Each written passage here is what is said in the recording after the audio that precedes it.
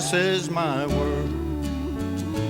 It is my world beneath the sun. This is my place, where prairies lie and rivers run beneath the sky. Oh, it is here that I will be, where all is wide and oh, forever free. This is my life. This is my life beneath the sun. This is my joy. And I may fly and I may run. This is the only time that I will live for all to see that we are wild and oh, forever free. This is my voice, and I will lift it to the wind on some wide wondrous wind. This is my song. It is the call from deep within for all to hear me when I sing. This is a story about Wisconsin's wildlife and about the people who dedicate their lives to making sure these wild creatures and wild places will be forever free. Wisconsin's landscape is diverse and awe-inspiring, a vivid country quilt. Each piece of this living tapestry fits with its neighbor, like an intricate puzzle. Rivers and streams stitch these pieces together in a grand, flourishing circle of life. Wisconsin's wildlife management professionals are stewards of a precious heirloom, Wisconsin's wildlife and wild places. The most important mission that we as wildlife managers follow is to protect the resource, number one, and then to enhance the resource where possible. That is what dedicated wildlife managers who have committed their lives to the betterment of wildlife in Wisconsin live by. Everything starts with the land. Everything that we as people do or need to survive is based somehow on natural resources. As humans, we're called to be good stewards of the land, and we have a protection role, and there's a lot of responsibility that goes along with that to preserve and to manage healthy ecosystems. And not only is that good for wildlife, but it's good for us as people. You start to see animals with deformities, or you start to see population declines, like for example declines in frog populations. Well, that's an indicator of something that's going on in the environment. And it's up to us to be monitoring the wildlife to make sure that they are healthy, because somewhere down the road it's going to affect us. We have about 1.5 million adults in the state that actively participate in wildlife watching, and we still have about 750,000 people going out deer hunting for the 1 week of gun deer season every year, and a couple 100,000 people going after other species from waterfowl to grouse to rabbits. We have been charged by the legislature to manage wildlife for all of the public, regardless of what their interests are. In the United States, wildlife is owned by the public. It's not owned by the landowner. Everybody has some kind of access to wildlife, whether for hunting or other purposes. Wisconsin citizens value their natural inheritance. Every year, hundreds of thousands of people visit Wisconsin's wild places to find wildlife. Like Horicon Marsh, the largest freshwater cattail marsh in the United States. Or Creeks Meadows, part of 30,000 acres of wetlands and upland brush prairie, Wisconsin's largest wildlife management property. Any opportunity to come up to Creeks and watch the sharp tails out of the blinds is an experience of a lifetime. The best time to see cranes, if you'd like to come back for our open house in the fall, it's in October, and last year we had over 6,000 cranes here. Really? It's fabulous. Really? I've seen bald eagles working the coots out on Phantom, and then all of a sudden, bing, you know, they'll go down and they'll get one, and it's rather tragic if you're the coot. There it is. For many families in Wisconsin, about 1 in 4, wildlife has a practical value. It provides food if you hunt it, or it provides the deer pelt that can be made into mittens or slippers. As far as clothing, it's a very functional item, as the hat I'm wearing right now is made from muskrats, a renewable resource. There have been recent surveys that have shown that hunting, together with wildlife watching, it's a huge industry. It adds up to $4.2 billion in economic activity in the state and 55,000 jobs. Regular fishing season starts the beginning of May. Then it'll be real busy right through deer hunting the end of November. We register the deer that are shot in the area. It brings a lot of business to the store. Whether it's the fishermen or it's small game or large game, they make up a good percentage of our business here. They make some of the best customers that there are. Locally, I think we have a nice effort to publicize the Horkin Marsh, known worldwide. We work at providing a service for the visitors when they come here. Bird Festival, it's a community event. Waupun, Mayville, Horicon, and Fond du Lac all work together as part of this festival to make it work and make some money at it as well. Wildlife recreation is a boost to Wisconsin's economy, but increased contact between people and wildlife causes conflicts, today's greatest challenge for wildlife biologists. The primary thing that needs to be managed in wildlife management is people. It's kind of sad today that many of our citizens don't know anything further that bread comes from a grocery store. Wisconsin has about 5 million people. That population is expected to grow. That will place increased pressures on the landscape and the uses of wildlife. We have an urban population. How do we connect those urban populations with the needs for wildlife conservation? Chilwaukee Prairie is a rare ecosystem. We have 400 plus species of wildflowers out here. This is one of the things that we have to deal with in an urban situation. We're looking at some evidence of some vandalism, damage done by some off-road vehicles. When we get a divot like this, we get destruction of the vegetation, changing of the landscape. What amazes me is people move out here and they don't care. They bring the suburbs, they bring the city here, and then they want everything looking like in the city. They feel like city life, stay in the city. One of the things that we deal with down here is that we have development within our state ownership, which makes it difficult at times for management as well as preservation. As urban sprawl continues to widen out, we're having people run into more and more issues in dealing with wildlife. People may not like insects, they may not like snakes, but this area provides a home for all of them. And it's important that we preserve it so that they're able to use it. They have a right to be here too. They're giant Canada geese. They've adapted to this nice short green grass, manicured lawns, no predators.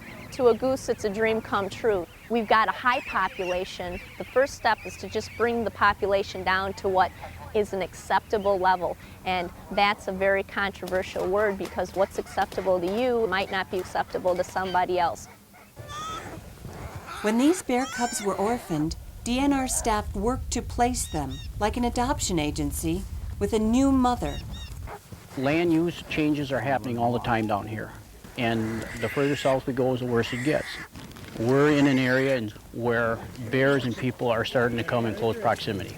And if you've got anything out there that the bear would interpret as food, you're kind of asking for problems. Realize you're in bear country and just start, doing things to eliminate any nuisance problems. And more than likely, you're going to be able to live with these animals for a long time. Wildlife managers in northern Wisconsin face different challenges than their urban counterparts. People head to the North Country because of its wildlife and wild spaces. But as they move north, people bring the problems of city life with them. It's not the wild place that it perhaps once was. There's more and more people loving the Northwoods to death. Increased pressure on the land as far as development. Land prices have gone up considerably, tripled probably in the last 5 years. We're seeing private land prices that are outside the reach of many of the local folks. It's not the same old good old north where you could wander on your neighbor's land and hunt rabbits.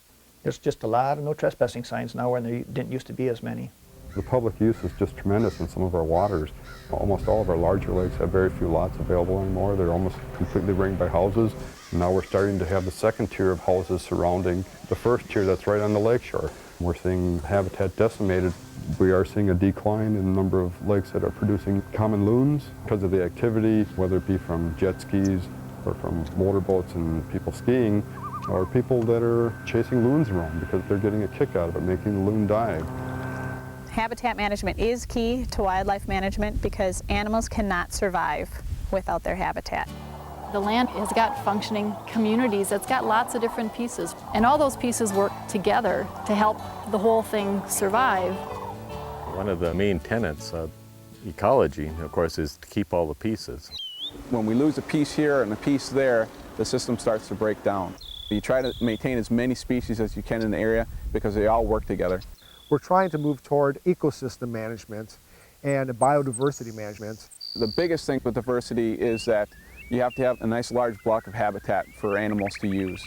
And when we start having the patchwork here and there, different species that might use the area have a difficult time in maintaining their population levels. To provide needed habitat for wildlife and wildlife recreation, DNR biologists have purchased hundreds of thousands of acres of land. We can't all afford to buy our own large marshes and forests. These are public lands, something that we all share and we all have a responsibility for. One of the best projects I've worked with over the years is our Natural Areas program, where we have these real gems that we want to protect and prevent any development. In the state overall, we've got like 250 wildlife management area properties. Each particular county has some unique habitat that is really critical to retain and to maintain for wildlife management purposes. Wildlife management areas alone can't provide all the protection wildlife need to survive. Just wanted to stop by giving you an update on what's happening down at the prairie. So DNR staff work with private landowners to extend wildlife habitat beyond the fence lines of public properties. 16 acres. And if that gets lost, it's gone forever. One of the main features of our Department of Natural Resources acquisition is that we only buy from willing sellers. We work with a lot of different landowners. They give us a call and we go out and we look at their property, and each property has some characteristics that we can certainly enhance. This whole area, it was corn and it was alfalfa. There was none of this wildlife out here that we have here now. We have the egrets, we have the great blue herons, we have the green-backed herons, frogs, toads, salamanders, and all we really had to do was put in a little dike and eliminate the ditch system that was draining this area, and then put the permanent grassland cover around it. It's kind of what private lands management is all about. If you do the habitat work, the wildlife will come. Once the DNR either purchases a new wildlife management property or negotiates a conservation easement on private land, the field work begins. Each habitat requires the best management practice, one that imitates nature. Fire played a key role throughout the history of pre-settlement Wisconsin and the upper Midwest. Since man has instituted fire suppression, we've lost a lot of this type of habitat. So on public areas like this where we're trying to manage for upland brush prairie, we use prescribed burning as a tool. It'll top kill most of the brush. Watching for spot fires? We patrol the boundaries while the fire is burning so it doesn't come out of control. Wildlife loves a freshly burned over area. It greens up in the summer and attracts a lot of bugs and other forage base for a wonderful complex of game and non-game animals. Wildlife biologists and technicians also plant thousands of acres of native grasses and wildflowers each year.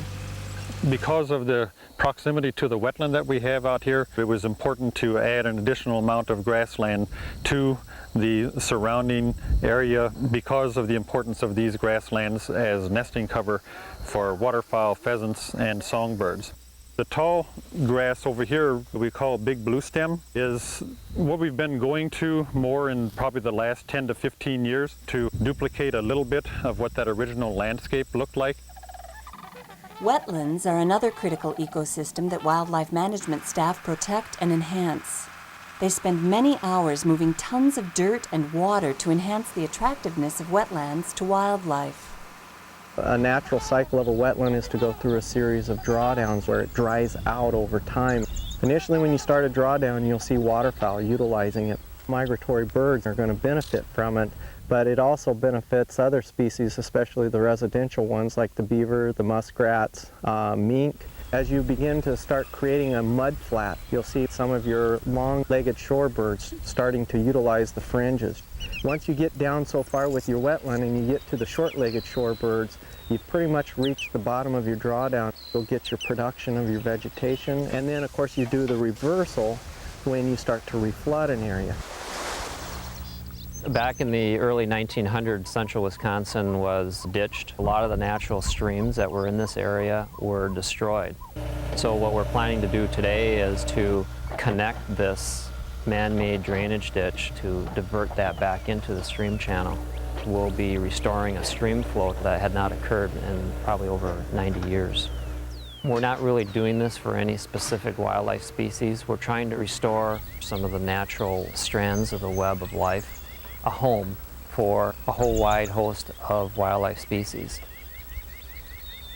Managing forests to increase their attractiveness to wildlife means selectively cutting or clear-cutting stands of oak and aspen, mowing small openings in large forests, or sometimes letting a few areas mature into old growth. A lot of wildlife depends on early successional forest in the north, and our forest is maturing up there. If we don't actively manage our lands, they do grow up into older, mature forests. As a result of this timber harvesting, there's a lot of wildlife species that we benefit. We get tremendous deer usage in these cutover areas. A lot of songbirds utilize them. They're great nesting areas. Our county forest is managed in cooperation or in partnership with DNR. The state pays us 10 cents for every acre of county forest land that we have, and we use this money for the maintenance of wildlife openings. And the wildlife manager at Mercer assists us. We do our planning together and come up with a wildlife management plan. For long-range land use planning. Wildlife biologists spend time indoors, too. They coordinate their planning efforts with professionals in other bureaus. They keep the public informed about wildlife health issues, draft hunting and trapping rules and regulations, and raise thousands of dollars of grant money for wildlife conservation. DNR staff also worked with Native Americans and with the Conservation Congress and other conservation groups. DNR staff use every modern means to do their jobs. They use airplanes to survey wildlife populations, digital cameras to document and report tracking surveys, and radio telemetry to manage wildlife and wild places. We scientifically manage our wildlife resources in Wisconsin. We take a look at all the parameters that we possibly can, the birth rates, the death rates, the disease. We count animals that don't want to be counted. Most animals are secretive. They don't present themselves where it's easy for a wildlife biologist to count them.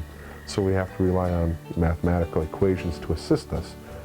We do many different wildlife surveys, everything from frogs and toads to surveying timber wolves. Wildlife managers also get involved with upland bird surveys, pheasant crowing surveys, ruffed grouse drumming surveys, and summer deer observations. Having quite a few years of this type of information is really critical to the survey because it's the trends that are important. Wildlife management as a science is anything that we do to intentionally affect wildlife populations. We're working on one extreme with animals that are so abundant that they are actually a nuisance. And we work almost the exact opposite extreme with endangered species. The timber wolf reappeared in the North Woods during the 1970s. Wolves are no longer an endangered species in Wisconsin, and today, DNR biologists are monitoring the growing population.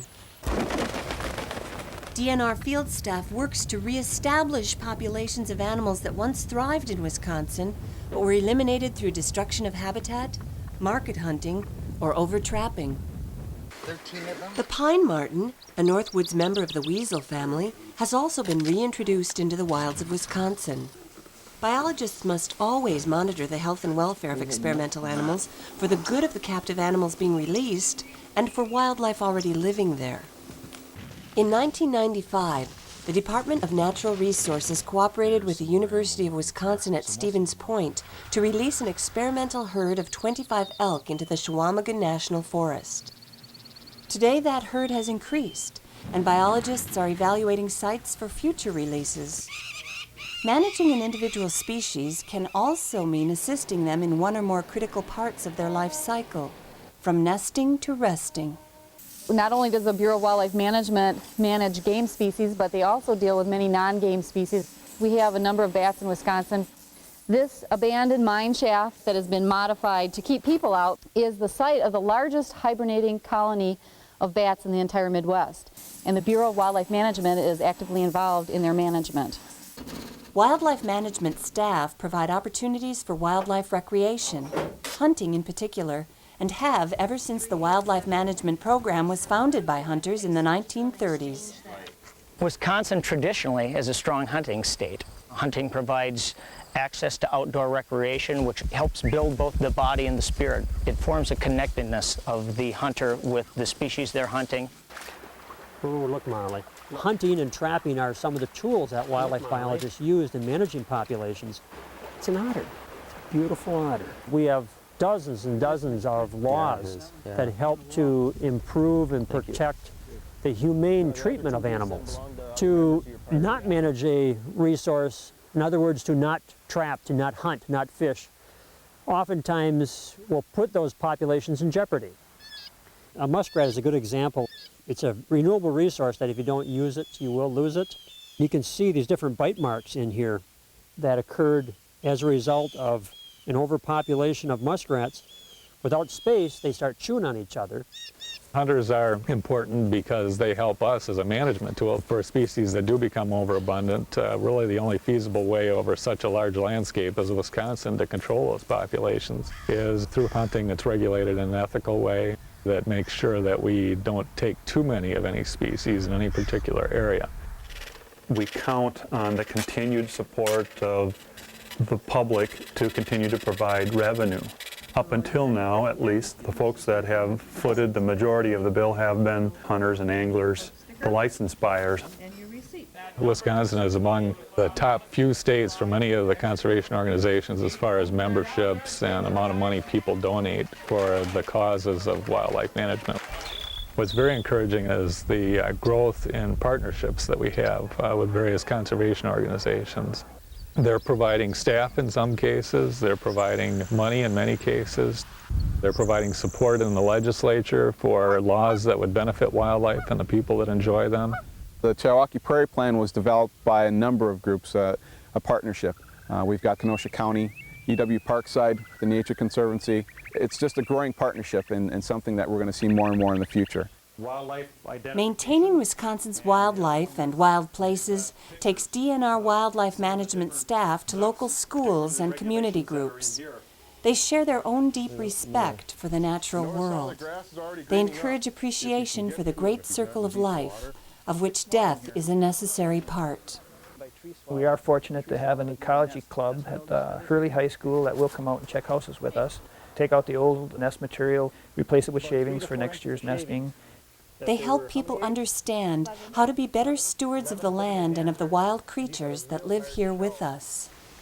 There's something about being outside, about being connected with something wild that makes these areas very important. I personally think it kind of cleanses our souls. Once you love the outdoors, that stays with you for the rest of your life.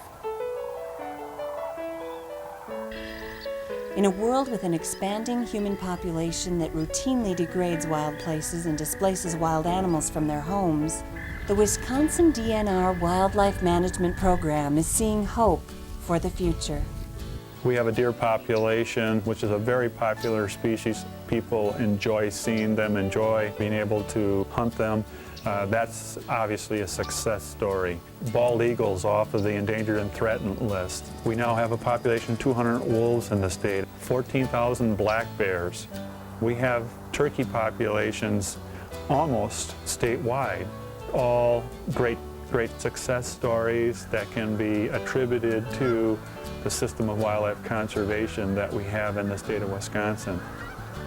You can do it. In my opinion, most of the DNR employees, they are very dedicated to what they do. They have core values. They try to preserve what we have.